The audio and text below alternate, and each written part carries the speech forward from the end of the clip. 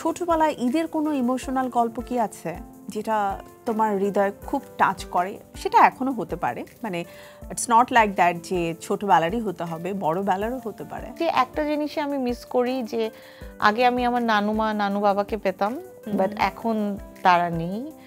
ওই আদরটা, ওই একসাথে সবার গেট টুগেদারটা, ওই নানুর হাতের রান্না খাওয়ার ব্যাপারটা, আবদার করা, হ্যাঁ মানে আবদারের জায়গাটা একদমই নেই। মানে হয় না যে পেরেন্টস কাজিন তো থাকেই, বাট সবার লাইফেই নানু নানু দাদা দাদি নানা নানিরা কিন্তু একটা স্পেশাল জায়গা বিলং করে একদম।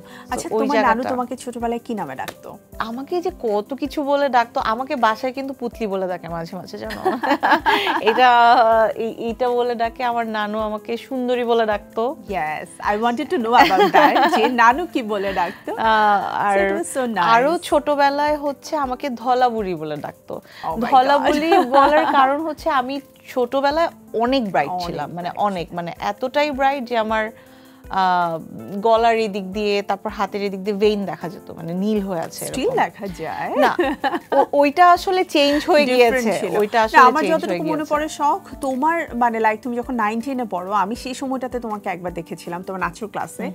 That time you are like paper white, একদম, মানে জাস্ট মনে হতো যে তুমি মেবি একটা পাউডার মেখে একদম সাদা হয়ে এসেছো। ঈদের আনন্দের মধ্যে কেনাকাটা এবং ঈদ গিফট দেয়া, এটা তো খুবই আসলে ইম্পর্টেন্ট একটা ইস্যুস। তো অনেক সময় হয় না যে আমরা এমন কিছু মানুষকে ঈদে আসলে গিফট দিতে চাই,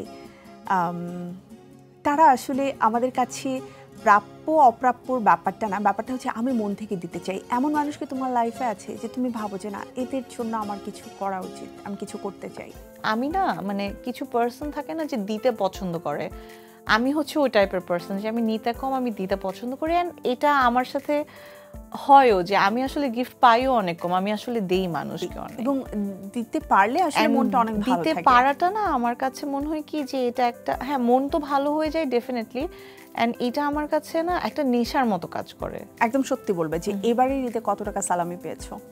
সালামি আমি পাইনি, সত্যি সালামি আমি এখনো পর্যন্ত সালামি পাইনি। আজকে যদি তোমার কাছ থেকে আমি পাই, আজকে যদি আমি জিটিভির কাছ থেকে পেয়ে যাই, দ্যাটস ডিফারেন্ট। আর সালামি দিয়েছো কত বলো? অনেক দিয়েছি, অনেক দিয়েছি। তোমাদের কাজিনদের সংখ্যা ছিল কত? 10-12 জন। 10 থেকে 12 জন একসাথে, মানে তোমরা মোটামুটি একটা ফুটবল টিম ছিলে। হ্যাঁ ফুটবল টিম, হ্যাঁ, কারণ আমাদের ফ্যামিলি অনেক বড়। তো আমাদের ফ্যামিলিতে আমার কাজিনরা অনেক, আর সবগুলো যখন এক হই তখন তো কোনো কথাই নেই। আমি জাস্ট 10 থেকে 12 জন আমার নানুর বাসার মানুষের কথা বললাম, আশেপাশে দেখলে আর আমার মানে লাইক চাচাতো ভাই বোন এদের কথা বাদই দিলাম। পুরাতন ঢাকায় ঈদ সেলিব্রেশনটা একটু ডিফারেন্ট হয়, এবং চাঁদ রাত মানে হচ্ছে কিন্তু আসলে ঈদের চেয়েও বেশি আনন্দ হয়, তাই না? তো তোমাদের মানে ওই দিককার চাঁদ রাতের স্পেশালিটি কি ছিল?